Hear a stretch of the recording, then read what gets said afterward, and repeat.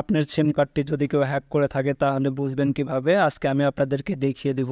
প্রথমে আপনারা চলে যাবেন ফোনের ডায়াল প্যাডে চলে আসার পরে এখানে ডায়াল করে দিবেন *#6 7#, এটা ডায়াল করে দিবেন।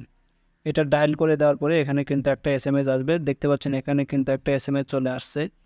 এখানে কিন্তু সবগুলো voice not forwarding, data not forwarding, সব কিছু কিন্তু এখানে নট ফরওয়ার্ডিং লেখা রয়েছে। যদি এখানে আপনার সিমের তথ্যগুলো যদি কোনো ব্যক্তি বার করে নিয়ে যেত তাহলে এখান থেকে ওয়ান ফরওয়ার্ডিং লেখা থাকতো। যদি ওয়ান ফরওয়ার্ডিং লেখা থাকতো তাহলে আপনারা ডায়াল করে দিতেন। এটা ডায়াল করে দিলে সকল ফরওয়ার্ডিং কিন্তু অফ হয়ে যেত।